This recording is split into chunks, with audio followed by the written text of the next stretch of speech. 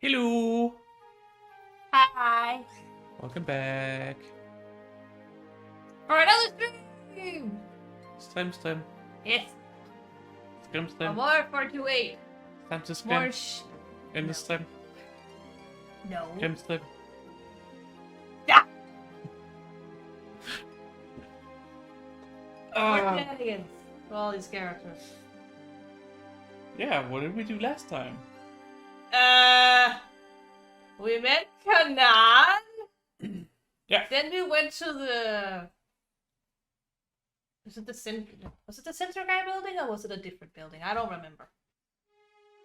I'm pretty sure it was Center Guy because it was the big Yeah. shopping thing with an arcade. Yeah. And, I actually got confused by the fact that Maya was also there. So that was great. Did you say Maya? Maria. Okay. For me, it sounded like you said Maya, and I was like, what is this, Ace Attorney? Technically, her Japanese name is Mayoi, but yes.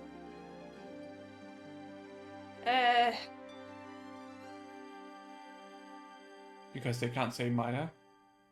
Well, Maya was a localization. Yeah, After the fact. I know. Because English people can't say Mayoi. It's not that hard, though. No, look, it's not an English name. Eh. Either way, what else happened? We also played as Maria last time, right? Yeah. Yeah, because you also went there. She got clobbered.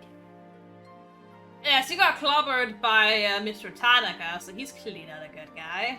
Yeah. I mean, he already had a bug on him, so we knew he was sus. Yeah. But after evading that bad end, she somehow makes it out, and then she gets caught by the foreigners. Yeah. By two foreigners. Yeah. I think, or was it four? It doesn't matter how many there were. Hmm. The important point was that they said, "Wait, are you the other one? Yeah. And you have amnesia?" We ended on a bad end with Archie. Archie's route. Really? Yeah. I forget. Where he got hit with a fire extinguisher. By the two Yakuza people. Oh. You mentioned it. Because he was trying to help. Isn't that because Maria went the wrong way? I think it was because Maria went the wrong way. Yeah. He got clobbered. Because he met the Toyama, right? Yeah, he tried to protect Toyama, on and then Toyama. the guys got angry and they just smoked him. Yeah. Now I remember! I don't remember. It has also been a week. Hmm. And I am studying again. About the brain. That's a lot of stuff. You're studying about the brain and yet you don't know how to use it. No. How's that supposed to work? Because theory does not equal practice. No, what I'm saying is that you don't know how to use your own, but Exactly. you're studying about it. That's what I mean. Theory does not equal practice. Just because I know about the brain doesn't mean I can use my own brain that way.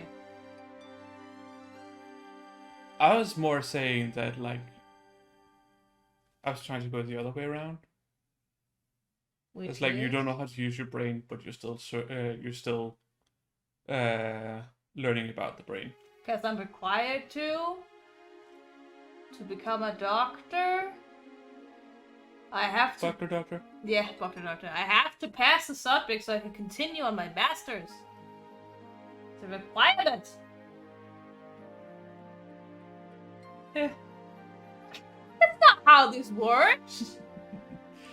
Keep it. I can't. I have to pass it. I might be able to begin my master's while still missing half a year of my bachelor's, but then I have to pass those within half a year after that. So the bachelor is the first one, Yes, that's the third. and master's, and then a doctorate. Yes, if you take a doctorate, yes. Well, as a doctor, you take a doctorate. You automatically become a doctor, yes, but it's not the same as a doctorate. Does doctors not take doctorates? No. No? Our title is Cant Med. Cant is for the masters. Or masters, yeah. Oh, so you... But... All I know is that after masters, you're not done. No, because you have to take a specialization. Isn't that the doctorate? No, it's not the same as a doctorate. Oh. Typically, a doctorate is a specialization. No, a doctorate is a research paper But that's... in something specific, yes. Yeah. But as a doctor, you specialize yourself. Medical doctor. We don't have DOs, so yes, medical doctor. The closest we have to DOs are Because if you have a chiropractors. doctorate, you're also a doctor. Yeah, but by title, not by honorifics. Yeah. Right? I just wanted to make sure Yes, we're on the yes. same page. As an MD, Yeah. you specialize by applying for a position in a department. And then you learn how to work in said departments, and then you choose a specialization within that department afterwards. And then you work there. So... You don't make a research paper. And No. you don't research something specific. You can afterwards. Sure, you can do research. Do you want to do research? I don't know. Probably not. Probably not. You just want to work in pathology. Yeah. Look at them cute cells. Yeah. It's so adorable. Hmm. Just, just a macrophage inside the lungs doing its work. It's so cute. Or if you have a blood spray, just see all the different immune cells, be like, ah, that's a white cell. That's a granular cell. That's a basophil. That's a macrophage. That's a lymphocyte. Lymphocytes are my favorites. They are adorable, and you know why? Because the entire cell is basically one giant nucleus. There's basically no cytoplasm. How does that work? It doesn't need it.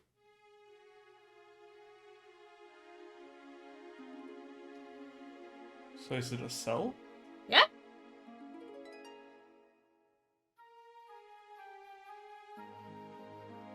What? What are you confused about? I feel like there are some requirements it's missing. No, they still have. There's not as many. Okay. So what's the minimum requirements to become a cell? It needs to have organelles, and when it's born, it needs to have a nucleus so that it can replicate itself. So at least those two, at least. Yeah, from the start. Because, From the start. red blood cells don't have a nucleus. That's why the donut formed. They get born with But one. they're a blood cell. They're a cell. They're still cells. Yeah.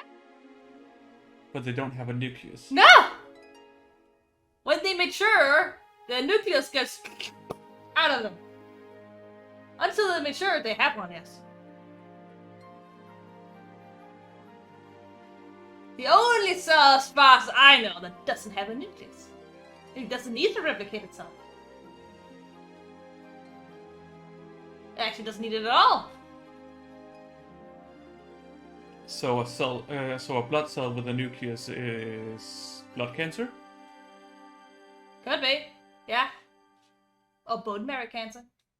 Which is called Leukemia. leukemia. But Yeah. it could also be bone marrow cancer. Okay. Because that just means it's the bone is spilling out non-matured cells. Okay. Yeah. So, if you ever see a nucleus in your red blood cells, go talk to your doctor. I would like to know how I check that. Yeah, first you need a microscope. I don't have one. I'm a And cat. then you need something to color your blood with. And But I stuff. thought that blood was already colored. No, not to the point where you can see anything. Okay. You need to clean everything so it's only the cells that are left. Are red blood cells not red? They're only red because of the oxygen or the carbon dioxide that's bound to them. That's what makes the color. Okay. They're slightly red, yes, because of the iron, but not a whole lot. But they do get pinkish red when you color them with methoxylene zinc. Iron is not red. What? Iron is not red. No? Rust is red. Yeah. Am I rusting inside? No, you're not. I mean, chemically, no, you're not. Barely, because the oxygen doesn't. It technically binds to the iron, so I suppose. But it's not like a. So we're oxidizing Yeah, our own iron. yeah. Without the iron, there's no oxygen or carbon dioxide. And then down. Yeah, bam. Yeah. I was like, it's still there. It's just not gonna be carried anywhere. Yeah, and it means there's not that much freely in the blood either, so our body wouldn't be able to get enough oxygen in time. Our limbs would die. Everything would die. Everything would die. I don't even think it's enough for your brain. Definitely isn't enough for your kidneys. So yes, you will die.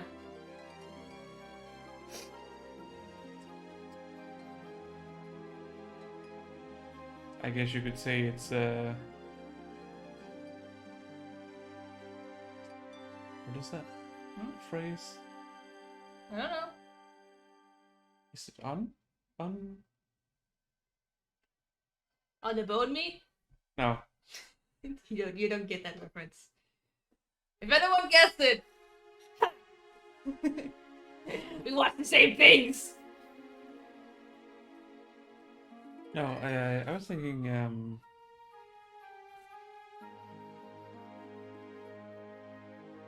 non-compatible with life.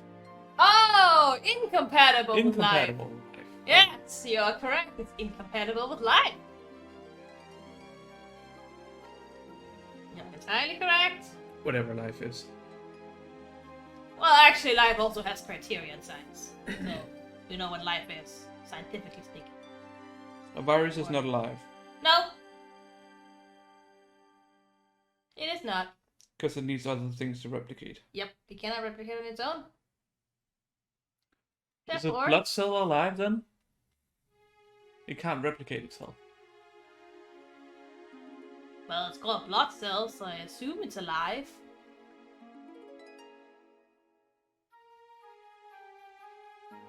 Okay. It's more the fact that the body, like, I think it's because when we look at a blood cell, a red blood cell, it's a mature cell, but there are other stages of the red blood cell further down where it can replicate itself once it's mature. So, a red blood cell is when it's dead. No, it's just its end stage where it actually has its function. So it's retired. No, it still works. Oh. It only retires when it dies 120 days later. It works until its death, Ramona. all the way up until that, it's like going to school. How to learn how to do their job. And if they don't learn how to do their job, they are killed instantly. That is the harsh world of the human body. You know what my body needs? Socialism.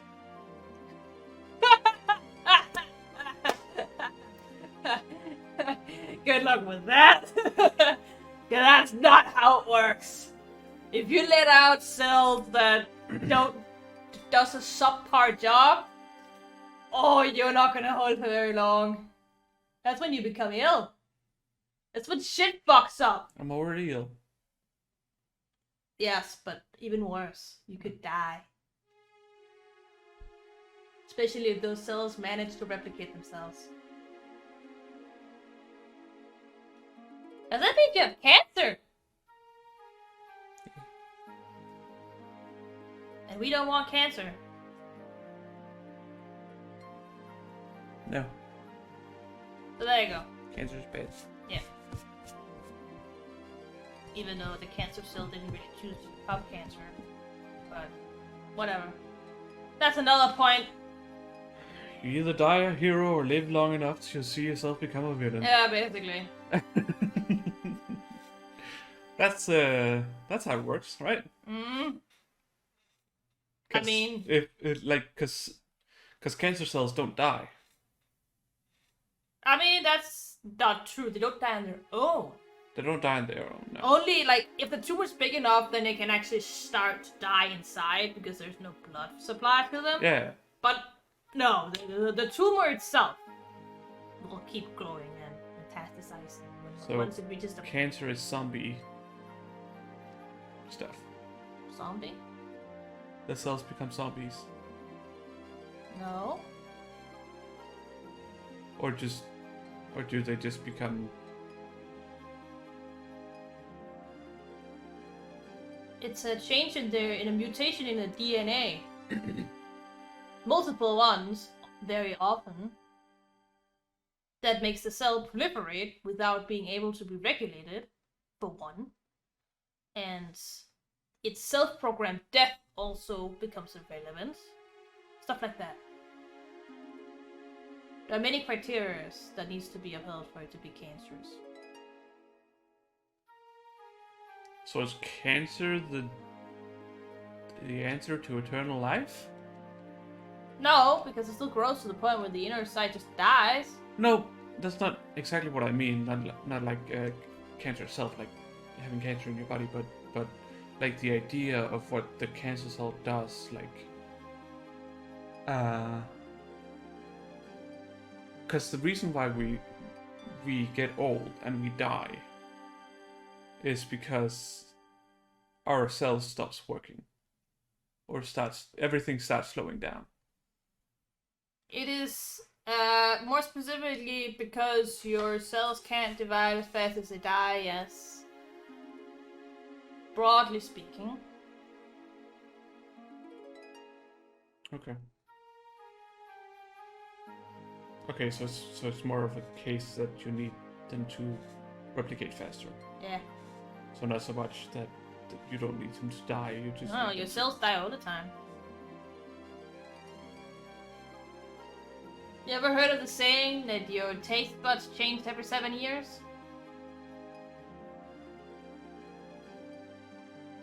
Maybe? I don't know. It's based on that.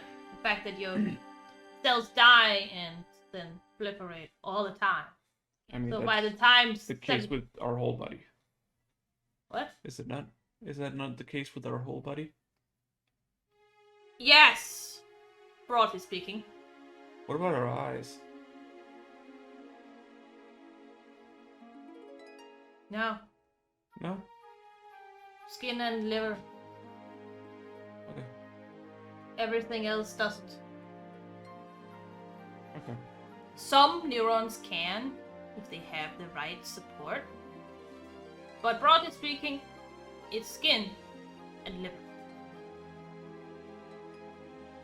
Get damage anywhere else, it doesn't heal up normally.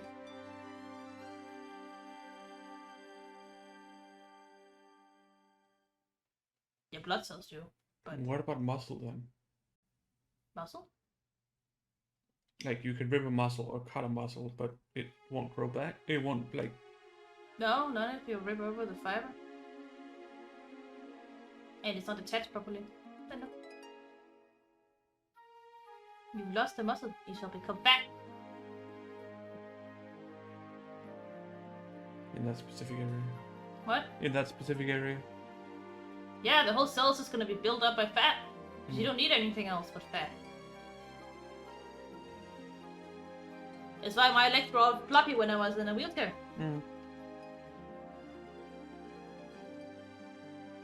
No. Once a muscle fiber is destroyed, it is destroyed for eternity!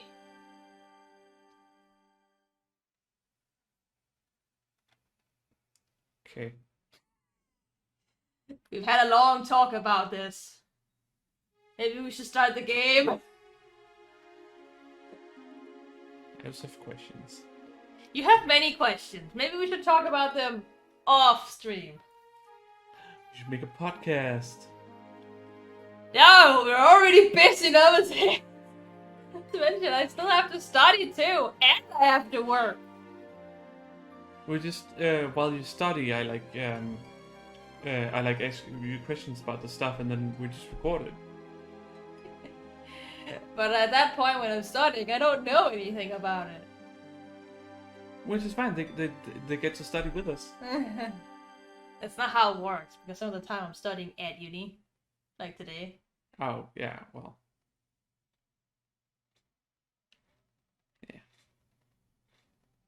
Anyways. Just start the game! We've been talking for 20 minutes!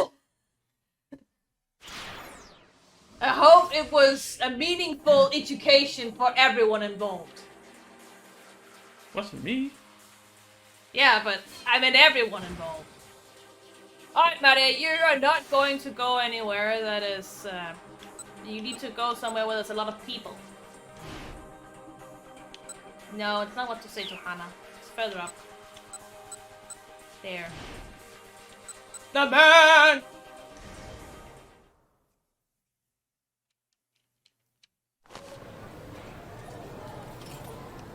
Oh no, he's still following me! Another floor. For now, maybe I should head to another floor. I'll hurry toward the bank of elevators. Bye! Elevator. Or in Japanese, Hiribeta. Hello. Well, nice to see you again.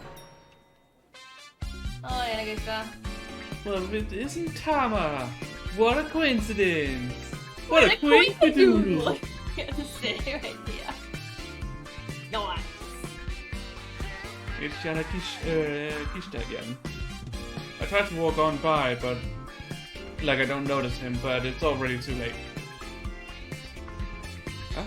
Hey, where'd your boyfriend go? What? Boyfriend?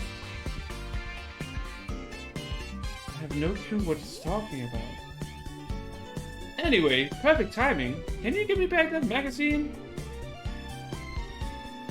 Nothing you're saying is making any sense. I peer at him in confusion. Once again, Yanagishita looks like he might start to cry. Don't tease me like this. I did give it to you, right? No, you didn't give me anything. I get it. You wanted that 100,000 yen all to yourself. So now you're playing dumb, is that it? No. No, I honestly have no idea what this is all about. By now he's all worked up and getting red in the face. Look, you might have amnesia, but that excuse ain't gonna fly with me. The amnesia has nothing to do with it. He doesn't seem to want to believe me, no matter what I say. Come on, hurry up and just give it back. Otherwise I'm gonna start bawling here real loud. She's going to cry? Seriously? This guy's a real piece of work. Well, what's it gonna be? You gonna make a grown man cry? It could suddenly be pretty embarrassing if he starts sobbing now. But I can't exactly give him back a magazine I never had. Ah! The elevator door opens. Yo, yo, what up? Well, well, well. Says Humphrey the Whale.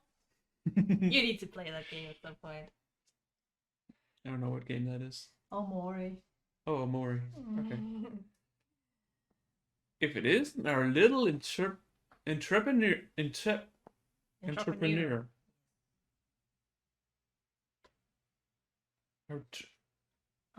yeah. Fucking French words. Yeah, I know, right? The same in Danish, though. Entrepreneur. Mm-hmm. Yeah. Except it's instead of EU. Yeah, because we don't have a EU sound. No.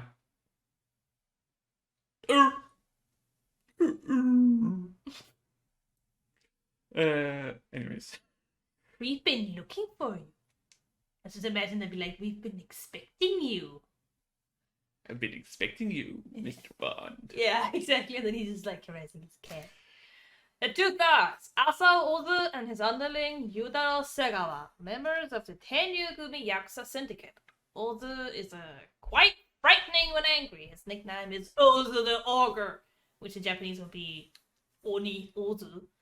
But despite his strong emotions, he is very logic-driven. Segawa is the archetypical punk who likes to get into scuffles, but he's also a really good cook, in case you were wondering.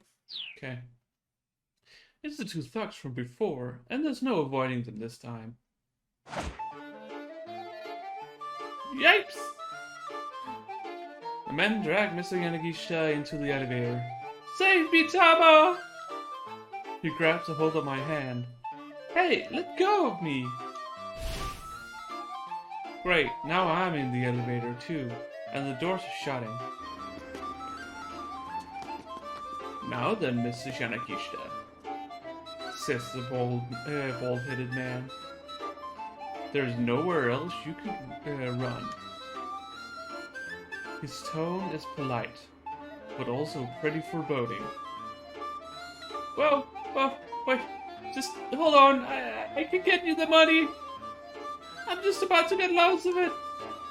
Enough of your poppycock. Snarls the younger guy. Poppycock, balderdash, claptrap, straight up nonsense. Saying from the Dutch, poppycock, meaning soft dung. In case you didn't know.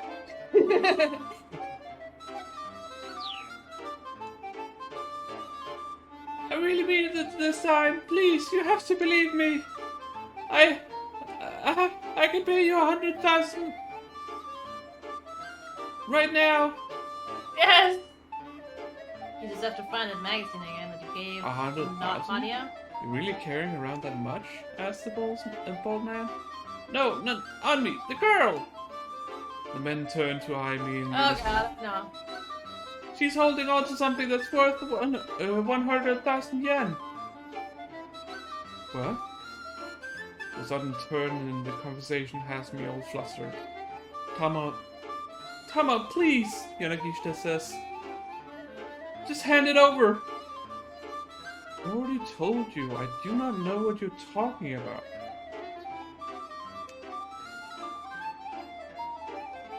The elevator stops at the first floor and the door opens.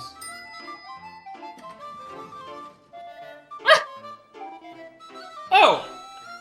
Well, Standing on the other side of the doors is the guy I ran into earlier, Hana's father. The bald-headed man snarls. Toyama! I just imagine that one scene, or multiple scenes, I suppose, in where it's like, Isaya! You know, the guy's like, Shizuo! Fucking vending machine, the scene that gets me every time. I'll just get the next one. Hana's father bolts like a startled hare. The bald man and his cronies stare after him. Now's my chance, Yanagishita, he says. He darts out of the elevator and makes a run for it. Hey! After him! Shouts the bald man. After who? Him or him? Just stop with Toyama! The two thugs race after Hana's father. Oh well. They left me all by myself. I'm worried enough to think about going after them, but before too long I've lost sight of them all. For a long time I just stand there dumbfounded like a hurricane victim lingering in the aftermath. What a day this has been. When I finally get my wits about me, I realize I'm pretty hungry. That's right, I didn't get to eat lunch. I headed for the 4th floor where the restaurants are. Since I really don't want to run into Yanagishita and the other guys again, I decided to take the escalator. As I'm riding it up, I hear a commotion coming from the floor below. It's a man's voice shouting angrily. Out of my way! Come on! I pay the outburst no heed and let the escalator take me up. Something else is going on down there. Yeah. Ah yes, Imabiki. Which means... We're back! Yeah. And Tatsu is no longer dead! Yep.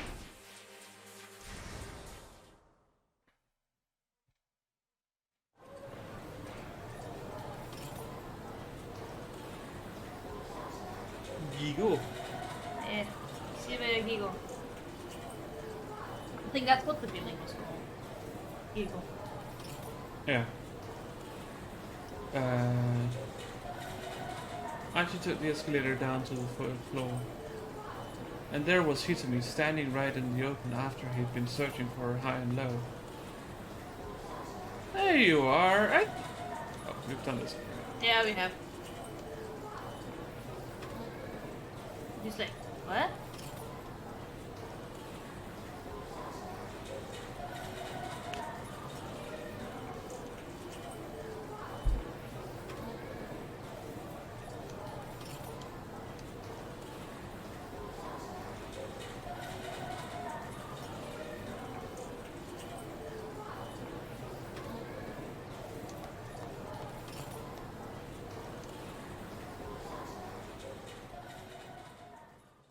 Now it probably gets to something new. So it would seem. He lost track of her somewhere near the elevators. Ugh, what's her deal? Unsure of what else he should do, he headed back down to the rendezvous point of the second floor. When he arrived, he spotted Hizumi heading down the escalator ahead of him. Hizumi! Archie shouted, but his voice vanished into the noise of the crowd. No, Siri, shut up. Siri's like, hello, you said my name. I said Hitomi.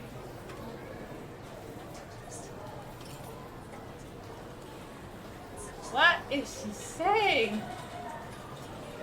Siri. Siri. Go to sleep. Nice. But his voice vanished from the noise of the crowd, and she disappeared onto the first floor. Damn it! Not the first floor! Archie rushed down the escalator. Took the steps 2, 3, 5 at a time. Jesus. Damn, he going fast. He made it to the first floor and looked around. There was Hizumi about to back up. Why is she doing this? He waved his arms to get her attention, but she didn't notice and headed. And he didn't notice that her clothes suddenly changed either. Not to mention that. He's occupied with something else right now. Yeah. He just looks at her face and doesn't even realize that Maria has a beauty mark. Yeah. Down, up. What the heck is she thinking? Archie sped around and got on the upward escalator. Out of my way! Come on! Ah, so that's what she heard. He shoved people aside and ran up the moving stairs. Ah! But he saw no sign of Hizumi when he reached the second floor. He lost track of her completely. Oh, come on! This is ridiculous! Archie's shoulders slumped. He felt exhausted, but he kept up the search, scouring the floor one floor after another, until eventually he made it down to the second basement level. Had she grown too impatient waiting for Kanan and gone off searching for the blue minivan again? Oh no. I think I can handle myself in here. He thought back to what Hizumi said earlier. Damn it! She's not gonna be okay by herself. Pounded his fist into the wall in frustration. Please stop! That was Hitsumi's voice. No, hello. Hizumi! Archie moved faster than he could think. Archie, she called back. A pair of thugs grabbed her by both arms. Archie stomped his way towards them. Get your hands off of her, he shouted. Criminal scum! Criminal skin. Yes. Huh? What's it to you, pal? Pal! The older one of the two, a middle-aged fellow, turned to Archie with a sneer. He looked familiar somehow. Izumi shook herself free of the men and ran over to Archie. It's no use trying to act tough, buddy. We're just trying to get back what we owed. Don't make us have to get rough with you. What do you owe? Izumi, do you owe people money? No, I don't. They just came after me and started going on about 2 million yen. She looked just as baffled by the situation as Archie was. If you're gonna blame someone, blame your boss, the older man said. He gestured to his lackey. A feral gleam flashed in the young punk's eyes. It was the look of a man who couldn't resist dishing out a beatdown. Apparently no one can see the difference between Stomy and Lydia. Yeah. Not even their clothes. They are completely different in what they wear. Completely different. Tanaka also has a hard time Yeah. distinguishing between them. But still, they're wearing completely different clothes this time. Yeah. The fuck? People are like, what's it? Yeah. Close enough. Troubles? Yeah. Your legs are too smooth. Well, I think it's No, it's over here. oh, it's over there. Only down your knee. Yeah. I haven't even shaven that part, so I just have smooth legs. Yeah, I don't.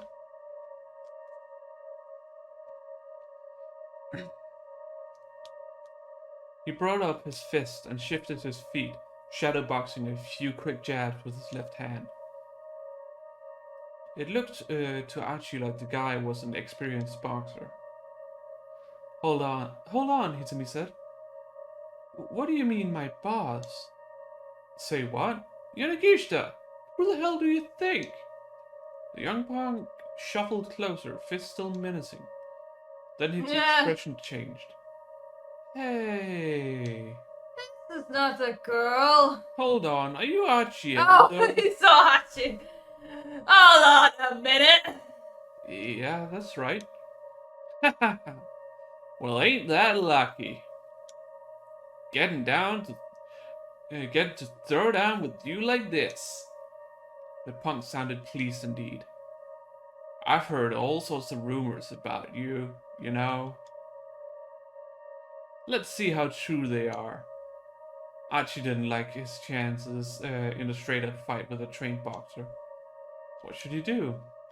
Run, apologize, or broke. Go for broke? As in fight? You'll have to figure that out. Well, let's see. I want him to fight. He had to go for broke.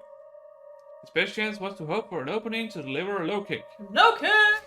A kick using the foot or shin to strike the opponent in the thigh, just above the knee. In karate, this is known as... I'm not exactly sure how to pronounce this correctly, but Gedan Mawashi Geri. Geri I know is kick. Mawashi is like That's round. probably about right. Yeah. I just don't know what the pressure is supposed to be in the Gedan, Mawashi, or Geri. Gedan. I don't know. I think it's Gedan. I don't know. They No, have a habit of not putting Gedan. extra vowels on, so I don't know. Gedan. I don't know. Gedan. I don't know. Or Gedan. I don't know. Since the legs are longer than the arms, it is an effective technique against boxers. I don't know that word. No. Gedan. He'd need to time it perfectly when his opponent took a step forward. With a loud breath, Buck shot out his left arm. Now! What? Archie shifted his stance and unleashed a low kick. Suddenly, the elevator door opened. You're walking into trouble! Archie and the punk stopped in mid-attack. A miserable-looking older man stood in the elevator. At the sight of him, the punk's face went red with rage. You! Toyama! Going up! Bye! The man in the elevator hurriedly closed the doors. The two thugs rushed toward him, but the elevator had already begun heading back upward. Come on, after him! The older man shouted. The younger punk raced up the stairs. You stay right where you are, the older fellow added, glaring at Higumi. Yeah, right, that's what we're gonna Then do he that. followed after his lackey. Does he really think we're dumb enough to just wait here? Archie scoffed.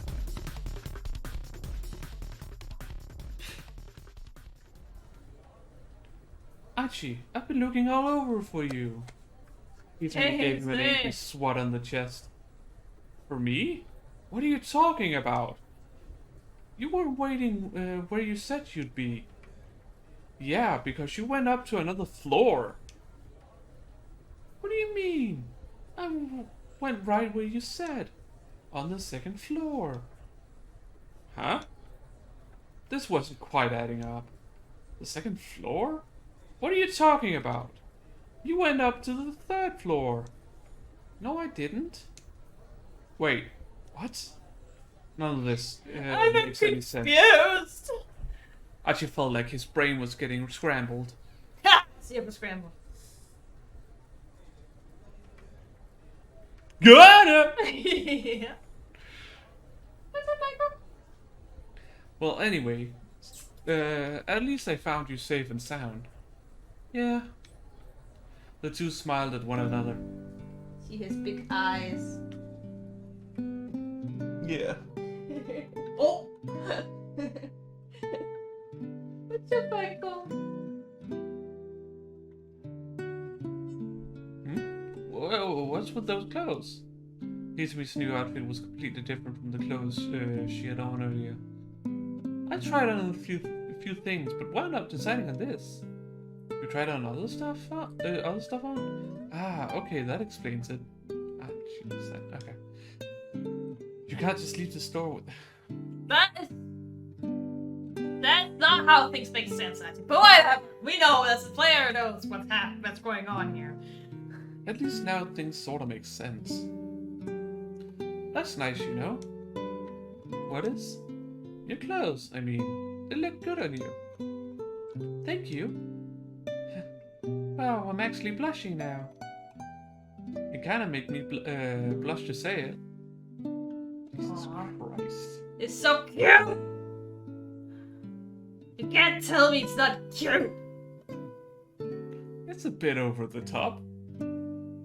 That's the point. Have you met Hachi? I know. And she's just so sweet. They're Archie perfect for each other. See how sweet they are. and Hizumi shyly avoided each other's eyes. I still have that. Oh, so, hey, Archie said, eager to change the subject. You still have that magazine? Oh, right, yeah. I was going to just throw it away, but I couldn't. How come? I haven't been able to find the right kind of receptacle.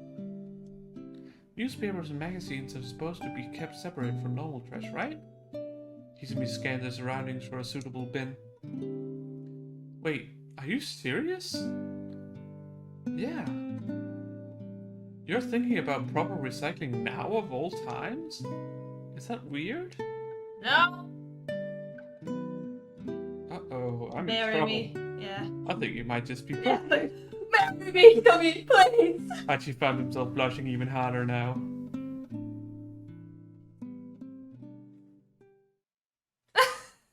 Tama! Hello, Yanagishita. A sudden yell snapped him out of his embarrassment. Hello. A sketchy-looking fellow who'd given her the magazine was scampering down the stairs towards him. Great! Archie said. The weirdo's back. Great, huh? The man ignored him. though, and leaned in closely to me. Ah! You do still have it! He snatched the magazine from Hizumi's hands. Yes! This one hasn't been scratched off yet! The man hungered down on the floor and began scratching away at the scratch card stapled into the centerfold. Wait! Wait! Wait! Wait! Don't let him have that! Another man came swooping out of nowhere and yanked the magazine away. It was the older fellow who had appeared in the elevator minutes before. You can't do that! That's mine! The sketchy-looking man clutched the older newcomer. Oh, it's let go! Pieces. No way! I said let go! And I said no way! The two were fighting right in front of the exit, keeping Archie and Hitsumi from leaving. How'd you like this? The older man shouted, scratching haphazardly at the ticket. Now it's just a worthless scrap of paper. Ah, my 100,000 yen! You mean my 100,000 yen? Ha ha ha ha! Then the middle-aged fellow looked back down at the ticket. Gah! What are the odds?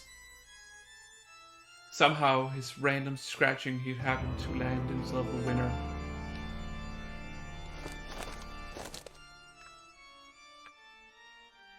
Give it! No way! The two men took off engaged in a running battle for the ticket.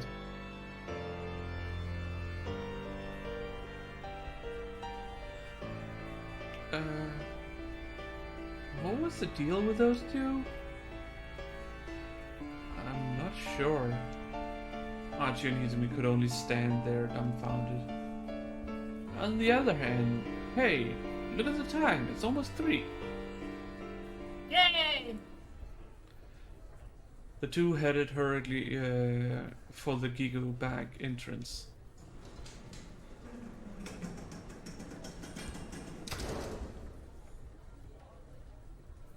But just as they were nearing the doors, the shutters dropped down in front of them. Whoa, what gifts?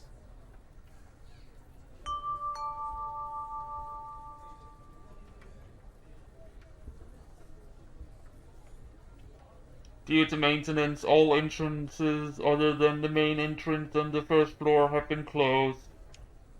We apologize for the inconvenience. Customers wishing to leave, please use the main entrance on the first floor. Archie glared at the loudspeaker. It looked like there was no exit through the back after all. I've got a really bad preposition about this. You mean premonition? Hitsumi had gotten quicker to butt in with her corrections. Holding onto the premonitions, then the two hurried their way up the stairwell.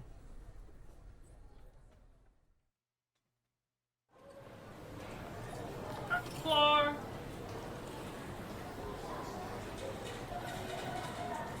As Hitsumi tried to head out the first floor entryway, Archie yanked her back. Careful! What's the matter? It's that guy. Huh? Hitsumi's expression stiffened. Oh my god, it's Caveman! I mean, yes, we knew he was here. We saw him talking to the guards. Yeah. He's the one who made sure to close the shutters. Slipping behind a nearby pillar, Archie pointed to the man with the cane, who was keenly eyeing shoppers as they came and went. Well, this bites. No way we're getting out with him there. Archie, Hitsumi whispered in his ear. Behind us. Oh god. Archie glanced back and saw the two goons walking in their direction. Uh-oh. Spadulos. If those two caused a scene like before, the assassin would notice them for sure. Aha! Back! The younger punk had spotted them. Damn it, Archie thought, gritting his teeth. Yep. But the thuggish pair let out a teensy squeak and then darted off in a different direction, vanishing from view. What the heck? Archie and Hitomi watched them go, unsure what to make of the sudden retreat. Well, anyway, Archie said after a moment. Now we can try to find another way out. Taking Hitomi by the hand, he headed back into the shopping area. I wonder what they saw. It was when they came across Maria, and Maria kicked their ass. They think Hitomi is Maria. Yeah, that's true. That's true. Makes sense. I forgot. So yeah, they're like, oh god, no, we're not dealing with Orion. The back entrance of the first floor was a no-go. The other emergency exits were also locked down, which meant that the main entrance on the first floor was the only checkpoint in or out. It was almost time for them to beat Kanan. They needed to find some way to bust out of here. The pair headed back toward the main entrance. Still there. Then they saw the man with the cane again heading in their direction. He hadn't seen them yet, but there was no way they'd avoid him if they didn't do something quick. Guess for now we gotta go up, Archie said to Yuzumi. They started racing up the nearest escalator, which was descending from above. My bad. Coming through. Sorry, please excuse us. They fought and shoved their way past the stream of people riding the other direction. They could see the second floor now.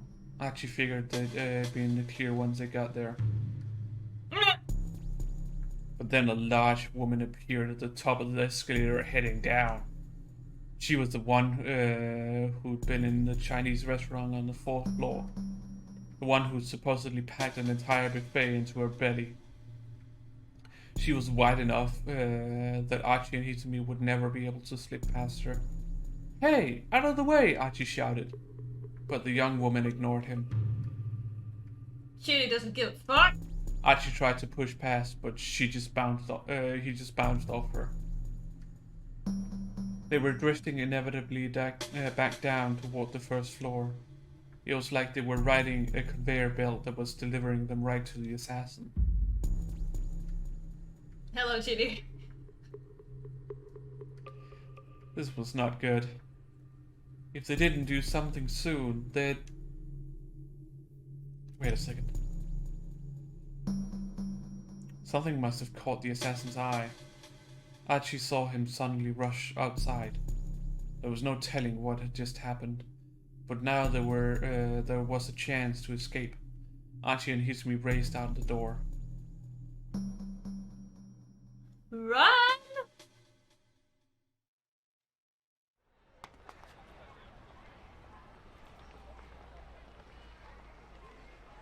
Outside, the man with the cane was nowhere to be seen.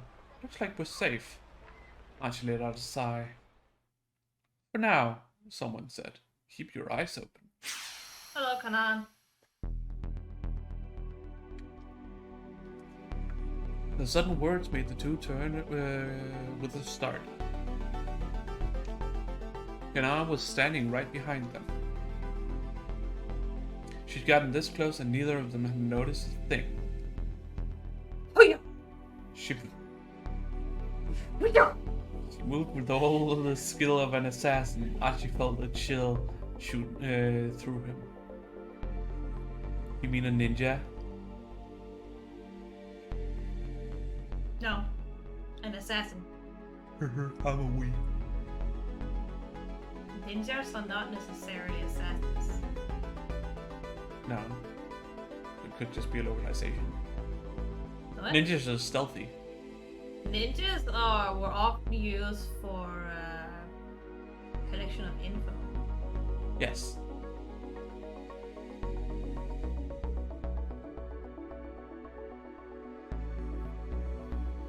But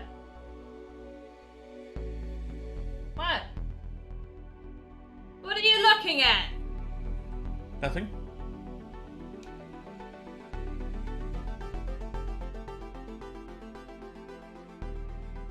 Why are you being like that? To be continued. I'm just saying ninjas in pop culture are assassins. Yeah, but that's not the actual truth. No, I know. That's just Americanization. Alright? Well, this is probably a good time to take a break. Yeah. So get up, stretch, cycle your fluids, and we'll be back in a bit. Yeah. Don't go anywhere.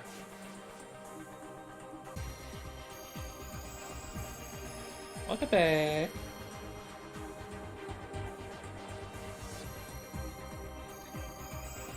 It is time to continue our adventures. Yeah. Adventures of the Forgotten Realm. I mean, Shibuya Scramble.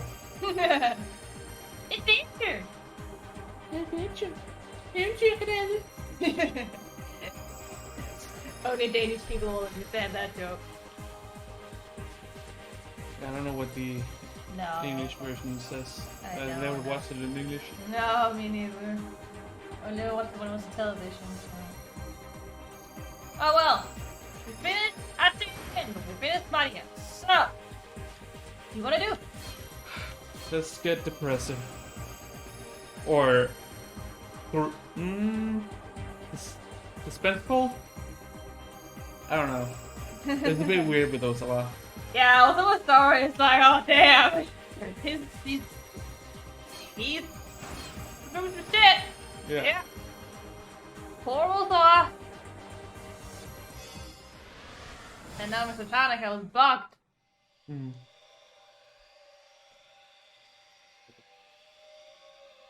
I do not want others intruding on my domain.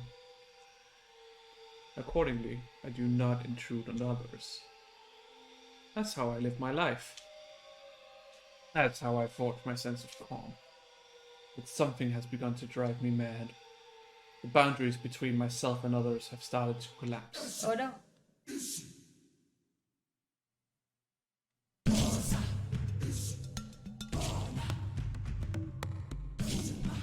I don't like it.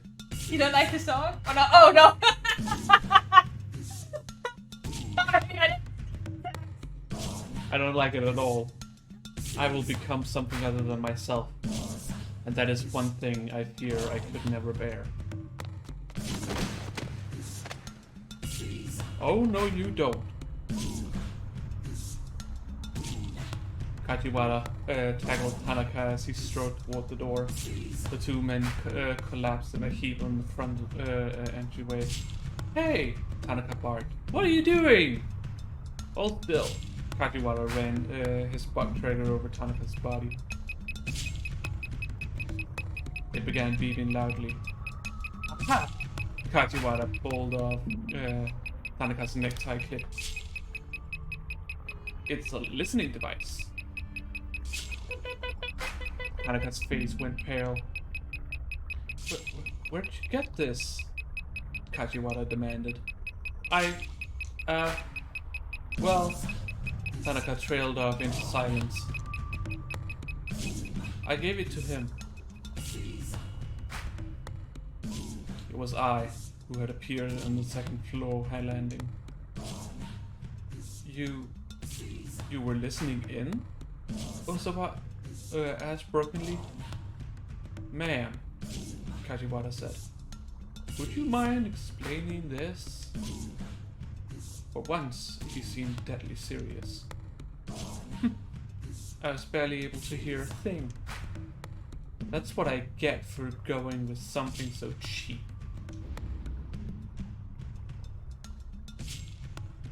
I held out a dangling earpiece. It's not connected to anything, by the way. Oh, don't worry about it.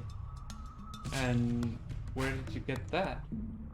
Earlier today, when I left to do some shopping. Oh, that's why Minorikawa's bug trigger Went off. went off.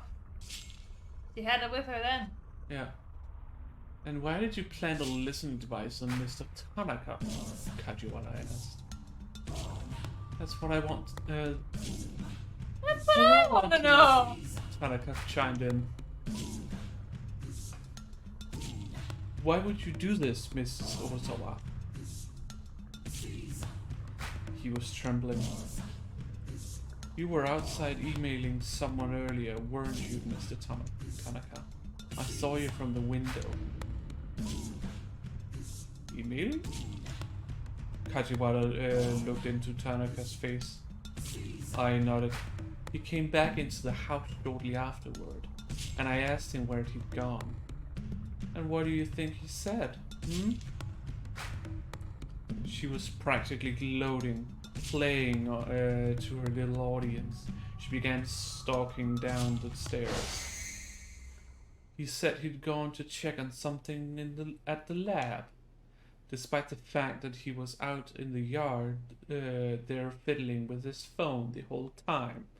So I figured if I bugged him, he might show his true colors and... Enough. Ozawa cut his wife off. Tanaka had been emailing Hitami, of course, but he couldn't reveal that now. I think I get what happened here, Kajiwara interposed. He folded his arms. Your wife thought that Mr. Tanaka was in contact with the kidnappers, and so she planted a listening device on him. The detective peered at Tanaka. Who were you emailing, sir? Yes, that's right. Show us your phone, Mr. Tanaka. Let us see what you're really up to. Or is there some reason you don't want to show us? Ozawa started to panic. Oh no. If the police checked that cell phone, they'd find the emails from Hitami. And if the kidnappers somehow found out about that, Maria's life would be in danger. But I was still relentless, advancing on Tanaka. Stop this. Darling. She turned to him in surprise. Tanaka was sending emails on my behalf, was what I said. I asked him to do it. And just who was he emailing? It was... He needed to think of a lie. Fast. It was me! Dio! Yeah. Pretty honey. I assume it's like a hostess club or something like that. Or even worse. Let's try that one. It was pretty honey. The room went silent. Pretty? Wait, what did you say? Kajiwara asked after a long awkward moment. Honey. Ozawa replied meekly. My apologies, I didn't quite catch that. One more time? Pretty honey. Ozawa's voice was scarcely audible. Pretty honey? I asked, sounding ashamed on his behalf. Who's that? Ozawa felt his cheeks burning. Of all the names he might have chosen, why'd he pick that one? Who is it, sir? Kajiwara demanded. He regarded Ozawa's face keenly. A personal associate of mine. You wouldn't know them. But why ask Tanaka to send the messages? Kajiwara asked. Don't you have a computer in your study? Couldn't you have sent the emails yourself? My computer was having problems sending emails. I'm not sure what the issue was. Look, the point is, there's no reason to worry about Tanaka's emails. Now I assume we're done here. I need Tanaka to run some errands for me. So that was what opened the front door. Tanaka gave him a quick bow and headed out the door. Hey, wait! I started to go for after him. Just calm down. Also, I barred the way. Doesn't look like he's barring the way. Looks like he's holding on to her instead. Close enough, close enough. There's no way he's connected to the kidnappers. Can't you see that? His voice cracks, and he shuddered at a sudden rush of emotion. Hey there, sir, Kajiwara said consolingly. She's just deeply worried about your daughter. I'm not so sure about that. I turned around and marched back upstairs.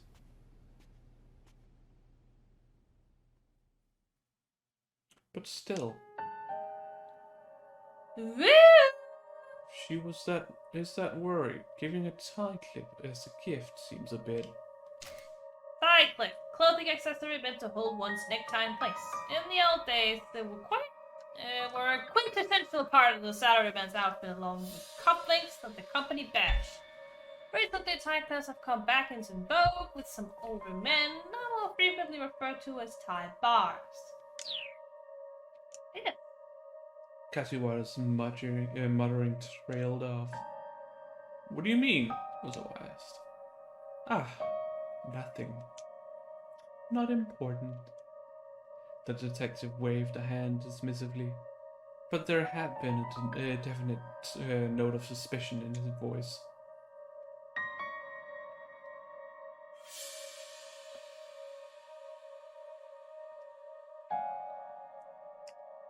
Well, back to work.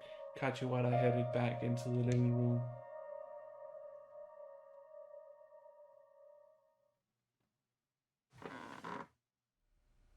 Oh, in front of his study again. Ozawa returned to his study and sat in front of his computer. He had no desire to be in the presence of detectives who now crowded his living room. The Aya Kamiki fan forum for the people 40 and over was still open on his monitor. He reloaded the page and saw that his earlier thread had gotten a reply. It was from Pretty Honey, a regular contributor to Ozawa's thread. Pretty Honey! Username of someone who posts regularly on the Aya Kamiki fan forum. Seems to know a lot about agriculture and the police, as evidenced by statements such as if the world were a farm with 100 people, as well as a tendency to post to another site called the 87th Precinct Telecommunity. Incidentally, Chiyokano's girlfriend Rumi also posts on the 87th Precinct Telecommunity from time to time. She's had several massive arguments with Pretty Honey there, with the latter criticizing the police for not doing their job, while Rumi insists that police work is very difficult and deserves more credit. So you can apparently jump to Shia there. Yeah. Alright, it took a while for you to answer. Yeah. I'm opposed to the idea of Aya Kamiki expanding into America. Ah! That's what I imagined that emote would be sound. She should be able to enjoy the success she's earned in Japan without having to struggle overseas. Aya has done so much for us. I'd like her to keep supporting Japan forever. Something in that direction. The message was festooned with the sort of emoticons that a young girl might use. Pretty Honey claimed to be a 19-year-old female college student. Although the community was meant for Aya Kamaki fans 40 and over, the settings allowed anyone to post there. A 19-year-old female college student. Sure, it's someone we know. The only young woman among the members, however, was Pretty Honey. The threat continued. By the way, have you tried the Aya fortune teller yet? There's a link below. Oh! Fortune telling, huh? Fortune telling. The practice of determining a person's future luck or life events using cards. horoscopes, and/or other methods of divination. Most people believe such prognostication when it foretells something good, and don't believe it when the outlook is bad. That's about as much faith in fortune telling as someone should have. Oh my god, Omikuji! America! Lucky!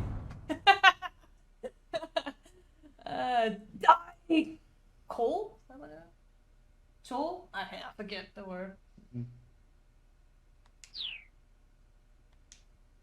Also was stared. Should he ask it whether Mari was safe?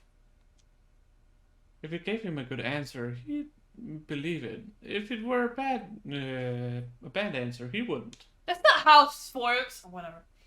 And that's what I just said. That it's the best way to. It's the best relationship with fortune telling you could have. Believing in it when it's true, or when it's positive, and not believing in it when it's. Then what's the negative. purpose? Giving hope. But even if the outcome is bad, the fortune teller is still supposed to advise them on how to overcome it. Oh yeah. I thought. So there's yeah, no reason to not believe but it. this is probably this is a website, so it's just like, no, it's bad luck or good luck, stuff like that. It's not really gonna give you any recommendations on what to do. But even an app can do the tarot cards, because you can even get like I have like a daily tarot card thing, where it tells me things, and then it also tells me things I should be doing to get the most positive outcome of the day. Things have so many meanings, that's why I'm like, why not? I'm pretty sure this is just a primitive website from the zeros. I don't know. If it's just Omikuji, even Omikuji has like things to be like, alright, relationship, don't do that. Daddy, you work hard enough, you'll succeed. Stuff like that. You click the link and the IF fortune teller page came up. It asks you to enter your birth date and sex, and then Aya Kamiki would offer her advice. Ozawa followed the instructions, entering his date of birth, selecting male, and then clicking next. A few seconds later, his fortune was displayed.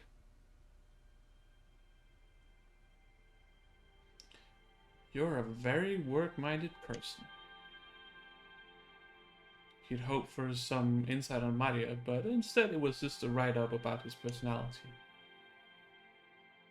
You'd never be able to get by without the devoted support of those around you, but you probably don't realize that, do you? It's a big mistake to think you can get through all of life's challenges on your own. There's nothing cool about being ignorant. If you don't get over your indifference to the world might start to harbor quite a grudge. Find a way to connect more deeply with the people around you and start living a better life before it's too late. Just do that, and you're sure to have a wonderful future ahead. Famous people who got your results. Shinosuke Orai. It's the guy from the theater. Yeah. The head of the Wandering Angels Theater Troupe. He has an interview appointment with Minoru Minorikawa at 2:30 this afternoon. Yeah. Ozawa couldn't help but feel that the advice was painfully appropriate. I mean, that's how fortune telling works. He went back to the forum and replied to Pretty Honey. Nice to hear from you again, Pretty Honey. I definitely know how you feel about Kamiki being ours. Still, I'm confident she got what it takes to persevere and succeed in America. And if she does fail, well, all of us in Japan will be here to welcome her back all the same. Guess this voyage to America I've concocted just has me a little worked up.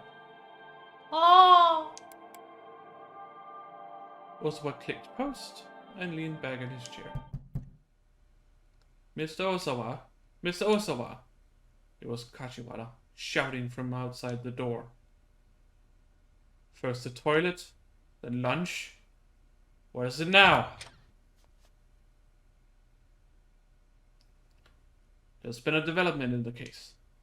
Please join us in the living room. We have important matters to discuss. Ooh. Kajiwara had his detective face on.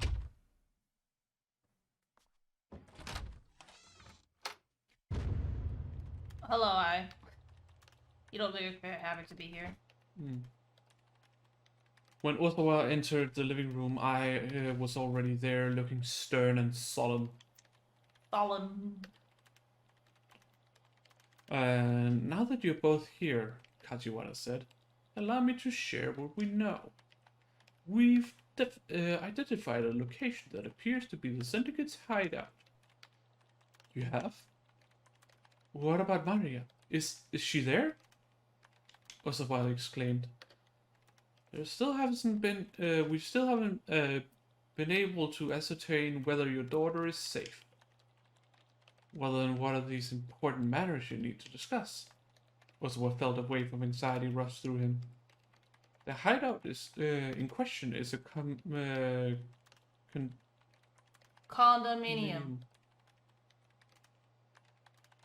Condominium. Yeah. Condominium in Hiro. Hiro.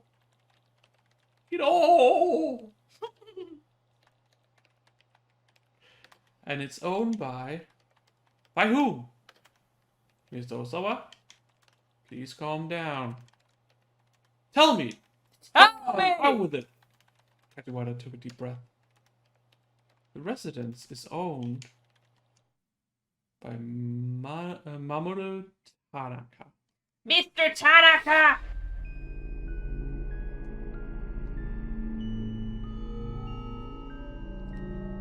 Osawa was speechless. He couldn't process what he was hearing. Tanaka? Lies! I shrieked. Just what are you implying? That Mr. Tanaka is the kidnapper? Where's your proof? With all due respect, ma'am, weren't you suspicious of Mr. Tanaka yourself? I suppose, but... You did go as far as to stick a listening device on him. Flustered, I withdrew into a vacant I think silence. she just wanted to hear about what her husband was talking to him about. Yeah. The sudden ringing of the phone startled everyone in the room. Was that Tanaka? No, it couldn't be.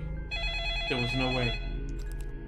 The phone was wiretapped. The detective wearing the headset nodded to Kajiwara, who in turn motioned for Osawa to pick up. Hello? He said cautiously. Ah, hello. Is this the home of Maria Osawa? The voice was not Tanaka's. Osawa didn't recognize it, but the veil of despair that hung before him thinned slightly. Is this the home of Hitomi Osawa? This time the man on the phone used Hitomi's name instead. Yes, that's right. The caller immediately hung up. As Osawa stood up, Osawa stood there, dumbstruck, Kajiwara gently took the receiver and hung up the phone. One of the detectives addressed Kajiwara. We've traced the source of the call to a cell phone. Also, we pinpointed the base station used. Informed Director Kusei so he can prepare a team just in case. Just in case? Osawa asked. What do you mean by that? Kajiwara frowned slightly. Just because this is a kidnapping case doesn't mean that every phone call comes from the kidnapper. We'll look into it, of course, but... Ah, I see. Besides, right now, confirming Mr. Tanaka's whereabouts takes priority. Don't you agree? Ozawa nodded. Someone should call him, the detective added. I'll do it. I got out her cell phone and dialed up Tanaka.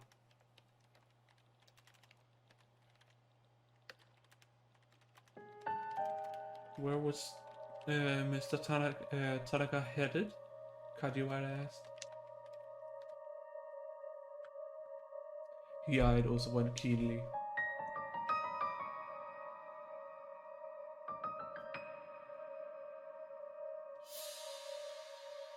Do you protect him or do you say the truth? I don't actually know.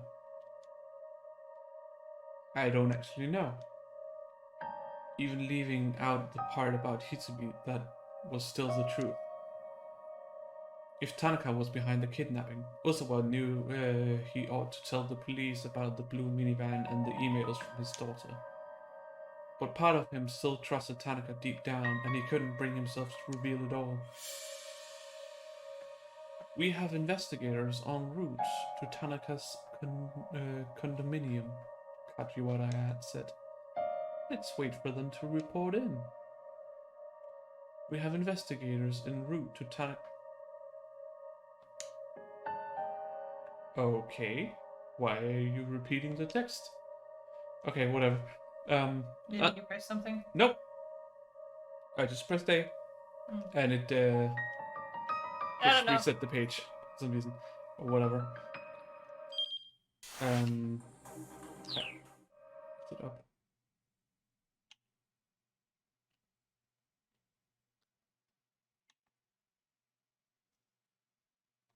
Not there, double. Oh, actually, this means this was on another screen. I suppose. I don't know. So this is what he said, and then it went over to this. So it was the game. There was an error, or not an error. It was double script. A double script. For some reason. Yeah. Doesn't matter. Somebody didn't check thoroughly enough. It can be hard with such a hefty game. Yeah. On the far side of the room, I was squawking in frustration. Despite several attempts, she hadn't been able to get through to Tanaka. Kajiwara's phone rang and he pulled it from his pocket. Kano? Hey! What's going on? He headed into one corner as he spoke into the receiver. I suppose that'll be alright. What for, though?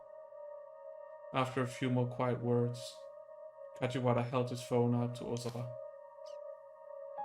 One of the investigators on the scene would like to speak with you. Frowning in confusion, Ozawa took hold of the phone. Ozawa speaking. Can I help you? This is Detective Kano from the Shibuya precinct. Time is critical, so I need to just cut to the chase here.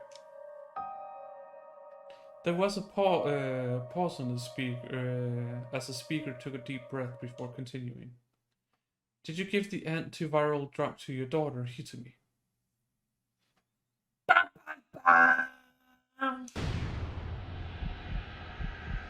What? Ozawa was so startled that his voice caught in his throat. What are you talking about? The antiviral research was top secret. So how did the detective from Shibuya precinct know about it? Detective! Can I do it? No, because you haven't unlocked that sniper yet. No. Ozawa was bewildered. I'm the one asking the questions here, Mr. Ozawa. Did you give the antiviral drug to your daughter Hitsumi? I'm not sure I understand the question. I know what this syndicate is really after, Mr. Ozawa. Ozawa's mind went blank. When he heard what Kano said next, he could give no reply. Mr. Ozawa? The detective continued after a moment. Is everything alright? Without really thinking, Osawa hung up.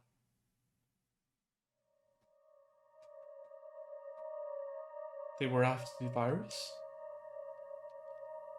Did he mean the UA virus kept at the lab? Wait, hold on.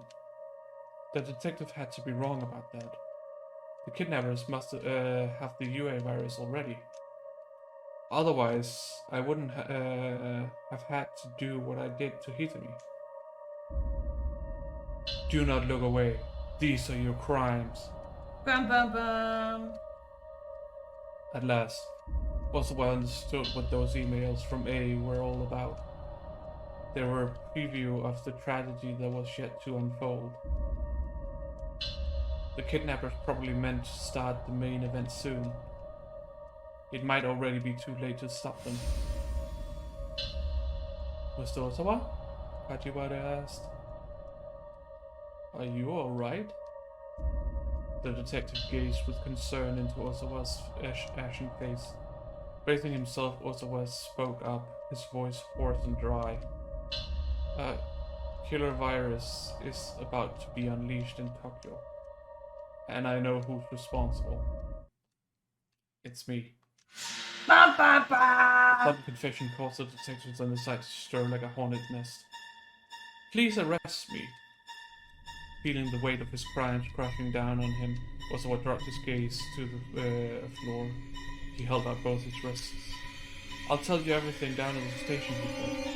Anything you need to know.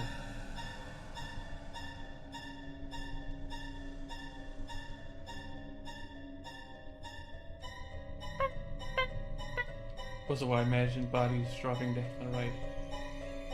There were limits to what might be cured by the small stockpile of antiviral in his lab currently contained. If they were unable to quarantine the infected in time, then Shibuya, no, all of Japan might be engulfed in a pandemic that the drug could never stop. A pandemic? A massive outbreak of a particular infection on a regional or global scale.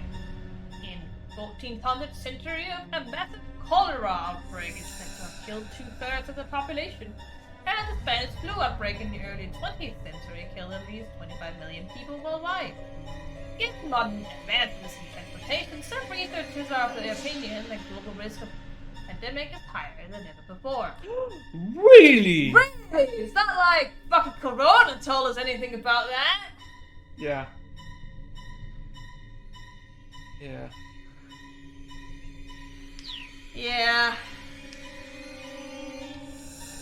He could only hope that his complying with the authorities might help stop the spread of the infection before it was too late. Is it the bad end?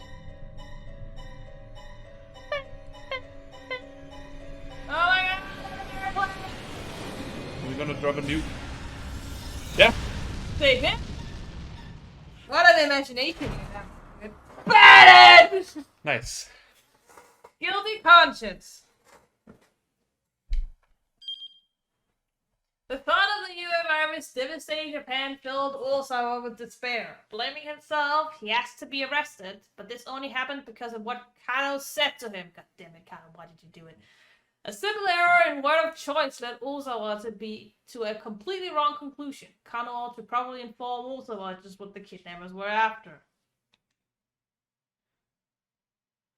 Oh well then.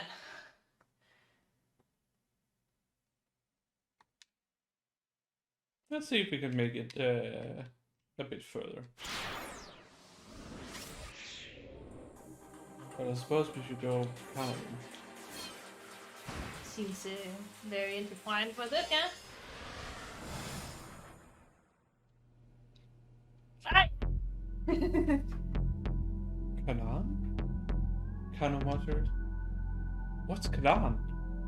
The stench of blood hung heavy in the basement bar. Stanley was silent, staring at the criminal's corpse. Hey, do you know anything about this? Kano asked. Still, Stanley gave no response. The silent treatment again, huh? Kano huffed. The American glanced at him gravely. In all likelihood, the one who did this was acting alone. Alone? Alone? Against This many other people? Who on earth? Kanan. There's no need for you to know. Cut the crap! Kano snapped. He grabbed Stanley by the collar. Again. If there's someone involved in this case who's capable of something like this, I need to know about it. How am I supposed to do my job if you keep me in the dark? Stanley remained stone-faced. Look, I'm not afraid of the risks, Kano said. And I'll be a lot more effective if you at least fill me in on the basics here. The more you know, the sooner you'll wind up dead. Kano tightened his grip. But it's okay if I wind up dead while I'm still in the dark, huh? Fine, Stanley said. I'll answer your first question. He brushed Kano's arm aside. Kanan is the name of a covert operative from the Middle East. Covert operative! In simple terms, a type of spy that infiltrates hostile territory to carry out various clandestine activities. Not exactly sure how that's supposed to be pronounced. Clandestine? Clandestine? Clandestine? I don't know. I know it's clande. Yeah. I don't know. Clandestine. No, that seems wrong. Both of them seem wrong. Either way. Doesn't matter. Clandestine. Dean. Clandestine. It doesn't matter. We can look it up after the stream. Okay? After the stream. I believe she's the one who killed these people here. The Middle East? Covert operative? Kano hadn't expected Spycraft to be involved with this. Yes. She's an assassin and a cryptanalysis specialist. Do you recall the mass jailbreak from Abu Ghraib prison? Oh, what? Jesus Christ. Lots of words. Abu Ghraib prison a while back? Abu Ghraib prison. A prison in Iraq west of Baghdad. Under the Sign government, it was an interment facility for political prisoners, but following the Iraq War, it was used by the US Army to house prisoners of war. In April of 2004, photographs of detainees being tortured by US soldiers were released, causing a massive scandal. President Bush later made the decision to have the facility demolished. Ah yes, President Bush. We're that much back, aren't we? Boy. Kanan was the one who provided the intel the escapees used to get out. Kano was at a loss for words. The case was suddenly starting to seem a whole lot more sinister. Whoever this Kanan was, he apparently killed nearly a dozen people with only a knife. She was clearly no one to trifle with. Oh yeah, we've seen that. Just what kind of individual were they dealing with here? He could scarcely imagine. Once again, Kano surveyed the crime scene. Each of the murdered criminals had his throat slit. From the look of the deep, clean cuts, the killer hadn't hesitated in the slightest. Okay, so then what connection does this Kanan have with the mastermind behind this kidnapping? If Kanan had killed all of the foreign syndicate members in this bar, does that mean she and the person behind the kidnapping were enemies? Or perhaps she and the kidnapper were working in concert and she'd carried out these slayings as part of some plan to get rid of some loose ends? I believe I said I'd answer one question. Mr. Anderson. Turning away, Stanley picked up a file from atop a nearby table. Apparently he wasn't in the sharing mood. Realizing that further questions would be pointless, Kano peered sidelong at the file Stanley opened. Inside was a detailed map of Shibuya. There were various routes marked with arrows and times. That's the plan for the ransom relay. Kano was so excited he blurted out his thoughts out loud. It appeared that the ultimate goal for the ransom was a condominium. The address and the time was 1420. And the time 1420 were written in red ink. Kano put an immediate call to the investigation task force to relay this information. The final destination is Round Hill, number 405 in the Hiro 534. In Hiro 534. Yeah. Is that how you say it? Yeah. It's Gochome 34. Because in Japan they don't have street names. They have chomes, like square districts. Yeah. So 5 is the square district and 34 is the number of the house. Shibuya. And Hito is like the smaller area. Yeah. Alright, Kuze told him. We'll look into who owns the condo in question. Oh, it's a condominium. Oh. Condo. Yeah, it's a condo. I didn't get that. Oh. You and Stanley head over there now. I'm sending backup to go in with you. You have authorization to apprehend the suspect. Finally hearing the order that he so long been waiting for, Kano felt a spark of determination flare inside him. Whoa. Alright, let's go, he said, some of his excitement slipping into his voice. Stanley, still solemn, closed the file and followed him out the bar. Onwards! Stanley drove along Inokashira Dori toward Hiro. Yes, Hiro. Where the finish line for the ransom relay was located. His demeanor was cold and brooding, in sharp contrast with Kano's gung-ho readiness. He seemed lost in some deep and cheerless thought.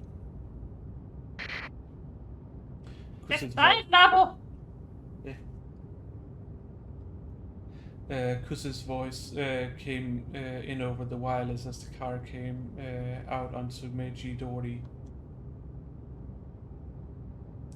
We've identified the owner of the condominium. It's... Kano held his breath in anticipation. The name Kuse spoke caught him by surprise entirely. Bad bitch! Okay.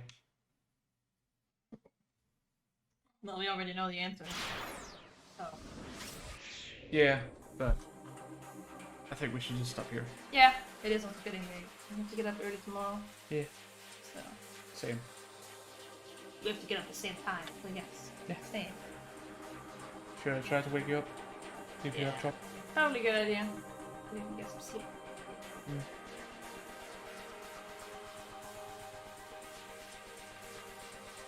Yeah. But yeah, at least next time we can actually stream on a Saturday. So we don't have to go anywhere. Yeah. For a while.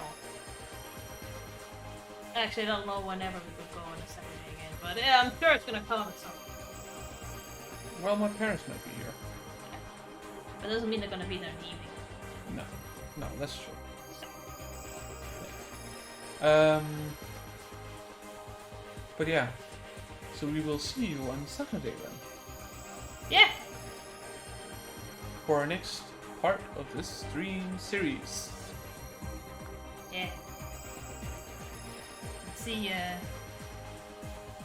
who owns the condominium? even though we know already from Overlife. Who cares? Yeah. So we'll see you guys next time. Eh.